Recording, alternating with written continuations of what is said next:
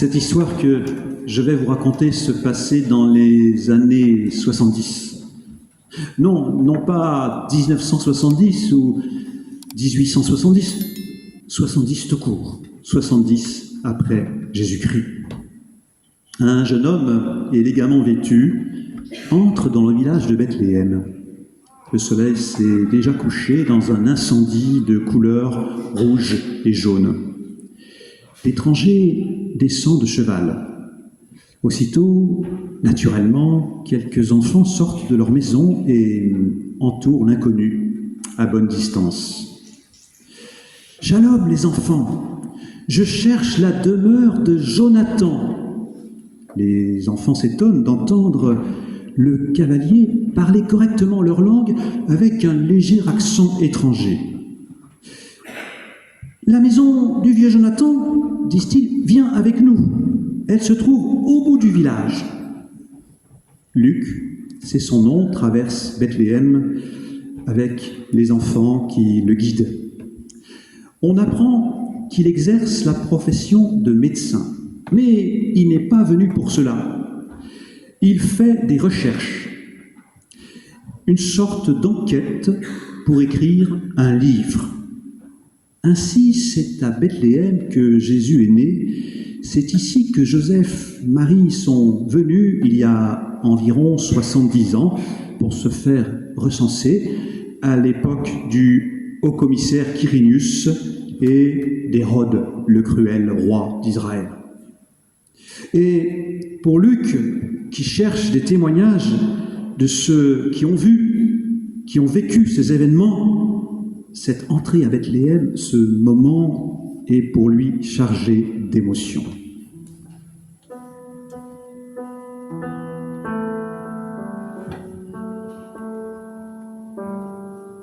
C'est un moment plein d'émotions et de fragilité.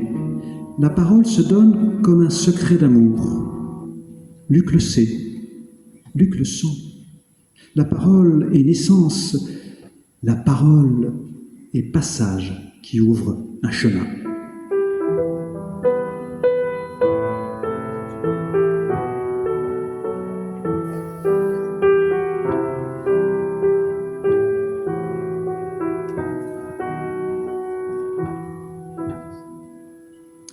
« Jonathan, un monsieur veut te parler !» crient les enfants. La maison de Jonathan n'a pas fière allure. Une case de berger à la frontière du village, 4 briques de murs crus et un toit en terre battue où folâtre une maigre verdure. Luc remercie les enfants. Curieux, il guette à la porte l'étranger s'approchant du lit du vieux Jonathan. « Shalom, Jonathan, je m'appelle Luc, je suis grec. J'écris un livre sur Jésus, fils de Joseph et Marie. Et j'ai entendu dire que toi, tu l'as connu, ici même, à Bethléem, alors qu'il venait de naître. » Jonathan est aveugle, son visage strié de profondes rides, fermé à la lumière des bienvoyants, est illuminé d'une autre lumière, celle d'un souvenir à nul autre semblable. Luc aide le vieux Jonathan à se redresser et à se caler contre la paroi du mur. Pendant ce temps, les enfants s'installent à même le sol, avides d'écouter encore une fois l'histoire que le vieillard a déjà racontée à plusieurs générations d'enfants. « Tu es étranger. Nous les bergers, nous le sommes aussi. Ou plutôt, nous l'étions dans notre propre village avant l'événement que je vais te rapporter, car depuis cet événement, on respecte les bergers à Bethléem. Ailleurs, les temps n'ont pas changé. Hier comme aujourd'hui, les bergers restent des moins que rien. Et pourtant, c'est ici qu'est né, il y a très longtemps, un berger nommé David, roi d'Israël. Nous autres, les bergers, nous vivons avec notre troupeau jour et nuit. Le soir, nous le rassemblons, nous comptons nos bêtes, nous les soignons, et puis nous allumons un grand feu pour nous réchauffer, mais surtout pour pour éloigner les loups et les brigands. Je n'avais pas 14 ans lorsqu'une nuit, un être mystérieux, comme venu d'ailleurs, se présenta. Une étrange lumière l'accompagnait. Une étrange lumière qui nous enveloppa de mystère. Tu dois savoir que nos ennemis sont les loups et les brigands. Et d'ailleurs, les brigands plus que les loups. Mes compagnons s'étaient déjà armés de solides bâtons, prêts à se défendre, mais l'inconnu nous apaisa. Il était comme un messager. Jonathan saisit le bras de Luc, tandis qu'il racontait tout cela. Il le serra très fort, et il lui dit « Écoute bien ces mots gravés dans ma mémoire à tout jamais. Soyez sans crainte, car voici, je viens vous annoncer une bonne nouvelle qui sera une grande joie pour tout le peuple. Il vous est né aujourd'hui, dans la ville de David, un sauveur, qui est le Christ Seigneur. Et voici le signe qui vous est donné. Vous trouverez un nouveau-né emmailloté et couché dans une mangeoire. » Écoute bien, reprit Jonathan. Le ciel s'est mis à chanter. Les étoiles scintillaient d'allégresse, l'air vibrait de milliers d'êtres familiers qui communiquaient aux oliviers, aux moutons et à la terre une intense joie de vivre. Jonathan, qu'est-ce qu'ils disaient les anges ? Demande Luc. Est-ce que je t'ai parlé d'anges ? Qu'importe. Retiens bien ces paroles, comme des générations d'enfants les gardent ici à Bethléem. Voici ce que l'univers chantait. Gloire à Dieu, au plus haut des cieux, et sur la terre, paix pour les hommes, ses bien-aimés.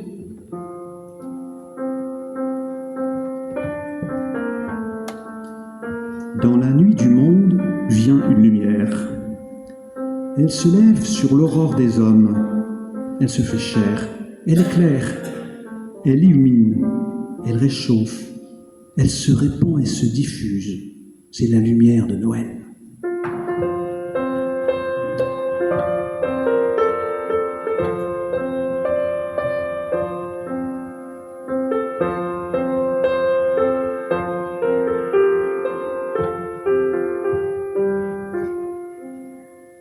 Gloire à Dieu, au plus haut des cieux et sur la terre, paix pour les hommes, ses bien-aimés, disait Jonathan. Et puis, le silence revint dans l'unique pièce du berger. Il se lève et avec une étonnante habileté, il allume une lampe à huile dont l'éclat refoule à l'extérieur les ténèbres qui ont envahi la case. Luc aide le vieux berger Jonathan à se réinstaller sur sa couche, impatient de connaître la suite du récit. Et le vieux Jonathan reprend. Et puis, le chant des grillons reprit possession de la nuit. On était tous gênés d'avouer notre émotion. Moi, tête folle, je me levai le premier. « Allez les gars, on va voir !»« Voir quoi ?» répondit le grand Samuel, un garçon tout en muscles. « Voir ce qui est arrivé. » « Mais il n'est rien arrivé, répondit le Samuel. On ne va pas se laisser abuser par des tours de passe-passe de magiciens. Le sauveur est né, Samuel. Mais Samuel ne voulut rien savoir. Il s'enroula dans sa vaste cape, hocha les épaules et s'allongea. Alors, avec une dizaine de compagnons, on courut au village. On n'eut aucune peine à découvrir l'étable du père Zacharie. Une lampe éclairait tant bien que mal un nouveau-né chaudement emmailloté. Ses parents l'avaient installé à même la mangeoire entre un bœuf et un âne. Alors nous sommes restés debout sur le seuil de l'étable, tendant notre cou pour reconnaître l'enfant.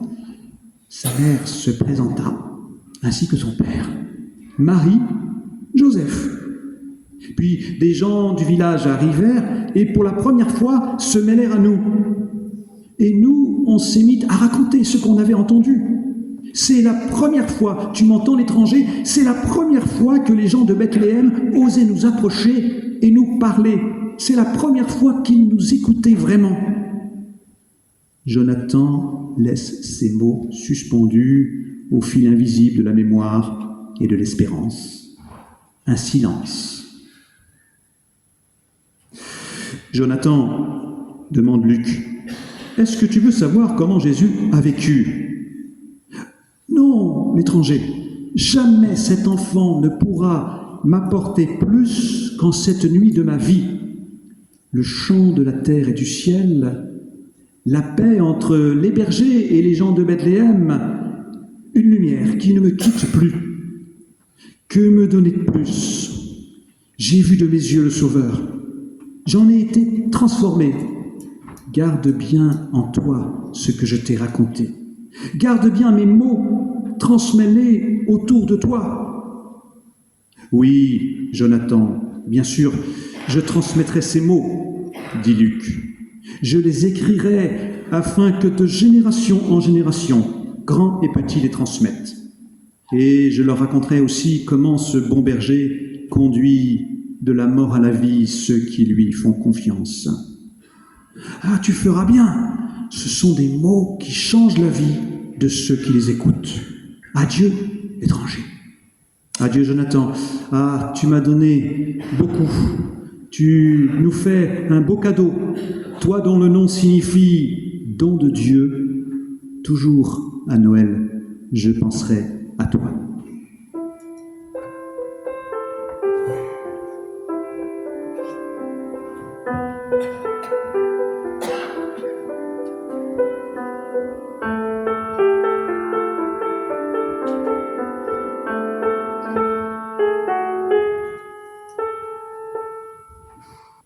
Vous avez deviné qui est ce Luc venu à Bethléem rendre visite au vieux berger Jonathan, qui s'en est retourné plein de joie et d'espérance. C'est l'évangéliste Luc, celui qui a rédigé le 3e évangile.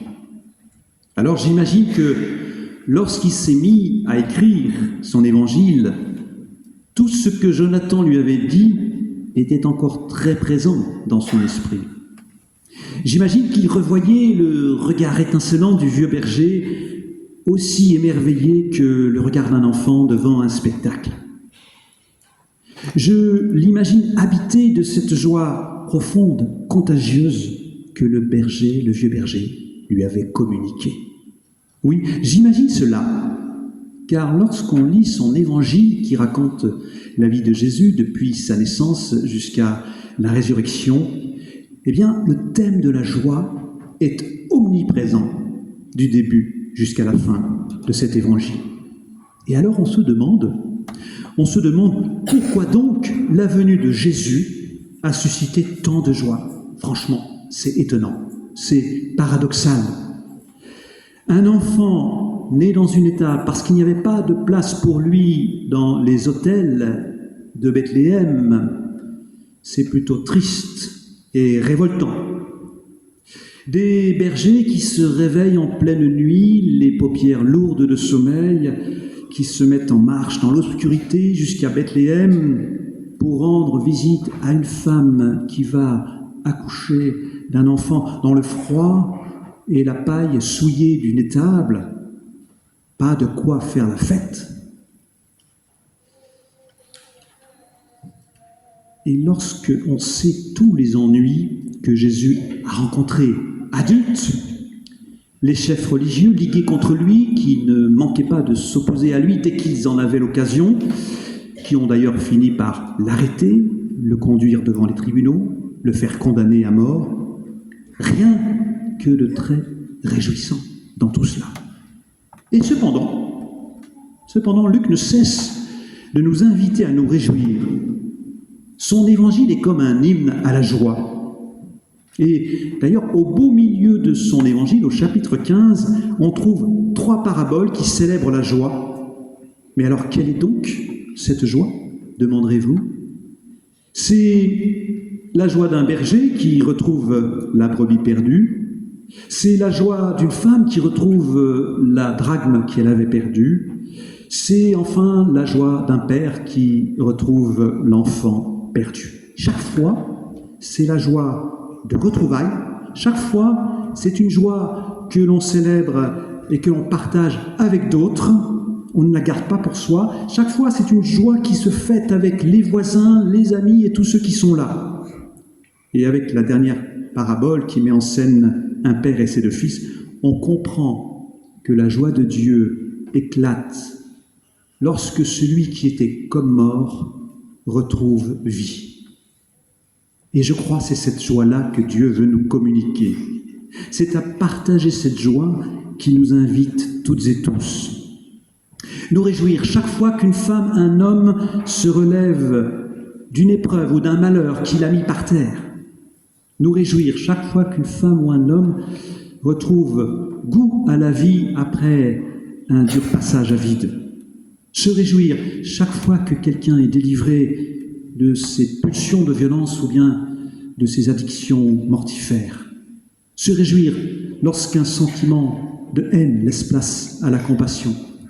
Lorsqu'un élan de vengeance se métamorphose en désir de pardonner. Alors peut-être me direz-vous que la joie de Noël, c'est autre chose. La joie de Noël, c'est plutôt une joie qui se vit autour de la table familiale ou au pied d'un sapin illuminé, chargé de cadeaux. Peut-être me direz-vous, la joie est plutôt aujourd'hui synonyme d'abondance, de générosité. Ou bien, peut-être on peut se représenter la joie de Noël comme une parenthèse féerique qui nous permet de nous évader momentanément des pesanteurs du quotidien. D'ailleurs, Noël se fête à une date précise. C'est un événement préparé, programmé à l'avance. Et il est de mise de se conformer à cette tradition si on veut faire comme tout le monde. Mais est-ce que la joie de Noël se décrète comme ça, parce qu'on a décidé de la fêter à un jour précis? Selon les estimations de l'INSEE et de la Fondation de France, 15% de personnes passeront cette soirée seules, sans compter toutes celles et ceux qui vivront la réunion familiale comme une épreuve suite à une rupture ou un deuil ou à cause de la maladie. Or, avec Luc, nous comprenons que la joie de Noël, c'est célébrer non pas un idéal de réussite, mais une naissance dans la précarité. La joie de Noël, ce n'est pas une performance festive, mais une présence qui relève, un geste qui console, une parole qui apaise et libère, un sourire qui dit « Je suis avec toi, tu peux compter sur moi ». Alors, non, mes chers amis, mon intention n'est pas de gâcher la fête. Il est bon, oui, il est bon de nous souhaiter de vivre un réveillon de Noël joyeux, chacune et chacun. Et il est bon aussi de se souvenir que la joie ne se commande pas à jour et heure fixe, et que nombreux seront ceux qui ne pourront pas se réjouir ce soir et demain. Et il est bon aussi d'écouter Luc, qui nous dit que la plus grande joie, la véritable, nous ne la programmons pas, nous la recevons d'un autre, comme d'une grâce. Elle nous est donnée sans que l'on s'y attende.